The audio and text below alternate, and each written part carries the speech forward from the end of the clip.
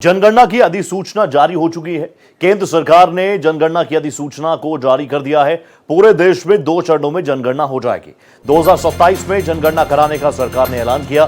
देश की पहली डिजिटल जनगणना होगी। पहाड़ी क्षेत्रों में 1 अक्टूबर 2026 से शुरू होगी जनगणना। मैदानी इलाकों में 1 मार्च 2027 से शुरू होगी जनगणना। अभियान में करीब 30 लाख गणनाकर्मी करेंगे काम। आखिरी बार 2011 में हुई थी जनगणना। अब से कुछ वक्त पहले बड़ा फैसला लिया गया था केंद्र सरकार की तरफ से कि जनगणना होगी और उसको लेकर ये नोटिफिकेशन भी जारी हुआ है। ये डिजिटल जनगणना होगी। अब डिजिटल भारत है तो डिजिटल जनगणना भी होगी। 1 अक्टूबर 2026 से शुरू होगी और मैदानी इलाकों में 2027 1 मार्च से शुरू होगी। 30 लाख गणनाकर्मी इसमें काम करेंगे और जनगणना के साथ साथ जातीय जनगणना, जिसको लेकर लगातार देश में सुर्खियां भी थी। विपक्ष कह रहा था चाहिए चाहिए चाहिए। सरकार ने भी कहा ठीक है, अगर इससे बेहतरी होती है तो चलिए। अब जनगणना के लिए अधिसूचना जारी हो चुकी है। केंद्र सरकार ने जनगणना जो है उसके लिए अधिसूचना जारी कर दी है। आजाद भारत की ये पहली जनगणना होगी। पहाड़ी क्षेत्रों में 1 अक्टूबर 2026।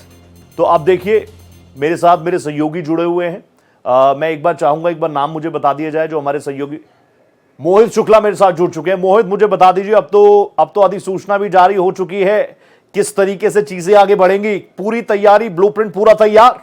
देखिए रोहित, आपको बताना चाहूंगा कि साल 2011 में आखिरी मर्तबा ये जनगणना हुई थी और उसके बाद देखिए कितना लंबा इंतजार और फाइनली आप देखिए विपक्ष ने लगातार मांग की, तमाम राजनीतिक पार्टियां मांग करती रही और आखिरकार सरकार अब जातिगत जनगणना पर रेडी हो गई है। लेकिन इतना है कि ये 2 फेज में होगी। पहला फेज होगा वो 1 अक्टूबर से शुरू होगा और दूसरा फेज 1 मार्च से शुरू होगा। और पहले 4 पहाड़ी राज्यों में पहले फेज में ये जनगणना होगी और दूसरे बाकी के बचे राज्यों में उसके बाद 1 मार्च 2027 से जनगणना होगी। अब आप समझिए ये जनगणना इतनी इंपॉर्टेंट क्यों है, क्योंकि आप समझिए कि जब 2011 की जनगणना हुई थी तो उसमें उस वक्त 30 कॉलम जोड़े गए थे और इस बार की जो जनगणना है उसमें ये माना जा रहा है कि सरकार को ओबीसी और तमाम दूसरी जातियों की भी जनगणना करानी पड़ेगी, जिस वजह से इस बार वर्कलोड भी बढ़ने जा रहा है और साथ ही इस बार कॉलम भी एडिशनल जोड़े जाएंगे। तो आप समझिए कि 2011 के बाद एक इतना लंबा इंतजार, 11 से 11 22 और 3 25, यानी कि समझिए इतना लंबा इंतजार अगर हमें करना पड़ रहा है 12-15 सालों का,